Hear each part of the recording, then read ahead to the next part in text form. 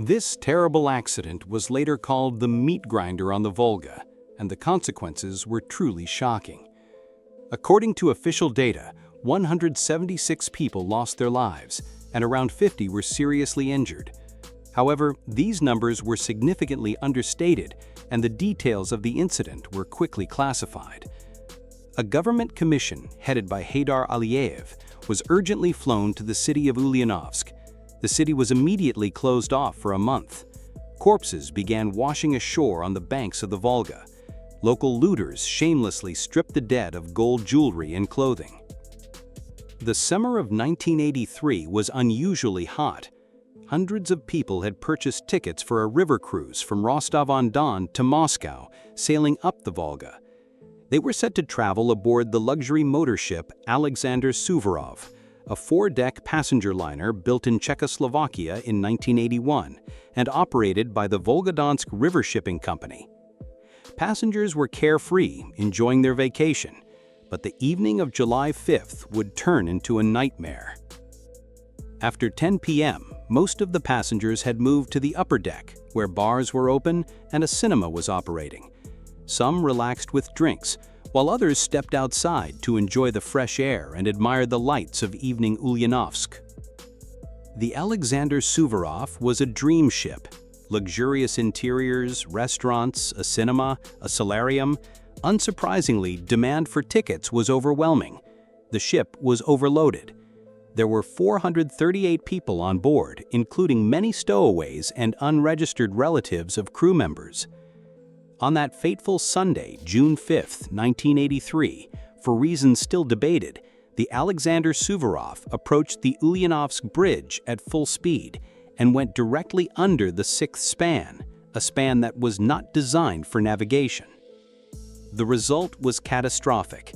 The ship's wheelhouse, the captain's cabin, the first officer's cabin, the radio room, and the cinema hall where over 200 passengers had gathered were all sheared off.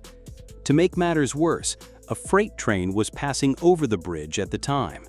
The collision caused 11 cars to derail.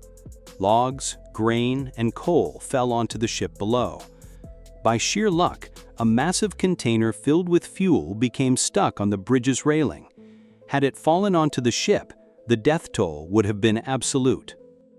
After the impact, the vessel continued moving for several more meters, grinding through its upper decks, crushing everyone and everything above.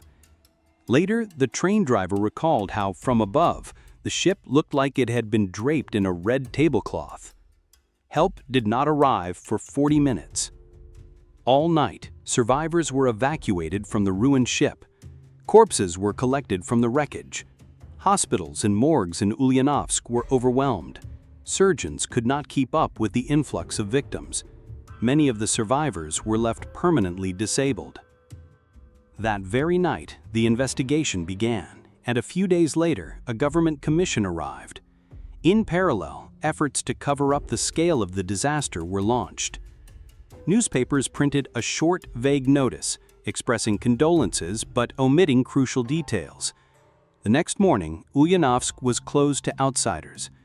Relatives arriving at the airport were intercepted by KGB agents, taken to a command center, then housed in hotels under strict surveillance. Hotel staff were forbidden from speaking with them. In this atmosphere of secrecy, the most outrageous rumors began to circulate. The recovery operation took over a month. Eyewitnesses recall a day when a group of prisoners serving 15-day sentences were brought to help with cleanup. What they saw horrified them. Some jumped into the water, refusing to take part. One man reportedly demanded a glass of vodka before beginning his gruesome task. One responder recalled, after they pulled the bodies of the navigator and helmsman from the water, they placed them on the deck of a rescue ship. The captain found an old flag and used it to cover the dead. The next day, he was summoned to a senior official's office, where KGB agents berated him for draping state criminals with the national flag. The investigation revealed that Captain Vladimir Klaymanov was not at the helm during the crash. He was resting in his cabin, which he had every right to do before a night shift. According to him, When the ship collided with the bridge, he was thrown overboard and managed to save a drowning passenger. Due to his injuries, however, he could not take part in rescue efforts. At the moment of impact, navigator Evgeny Mitagon and helmsman Uvarov were at the controls. According to survivors who had entered the wheelhouse shortly before the crash, Mitagon was reading a book, while Uvarov, who allegedly lacked sufficient training, was steering. Experts determined that the helmsman may have confused the railway control booth above the 6th non-navigable span with the illuminated navigation signal. Normally, such a mistake would have been unthinkable, but on that night, the bridge's lighting system was turned off. However, the visibility of the spans was 3 kilometers, raising questions about whether such a mistake was even possible. We'll never know for sure. Both Mitagon and Uvarov died in the accident. Autopsies confirmed they were sober at the time. The investigation was completed with unusual speed. Captain Klaymanov was sentenced to 10 years for criminal negligence. He served around 6 years before being released early for health reasons. In 1990, he died of a heart attack. Many river workers who knew Klaymanov refused to believe he was negligent. He was a decorated captain with nearly 30 years of experience, known for his discipline. His daughter, Larisa Klaymanov, believes her father was a scapegoat. She recalls how no lawyer wanted to take the case. Before the trial, the family's property was confiscated. Neighbors and even colleagues stopped speaking to them. While in Leforto prison, Klaymanov was reportedly urged to commit suicide. The trial made one thing clear: authorities were not interested in understanding the real causes of the tragedy. They needed someone to punish publicly.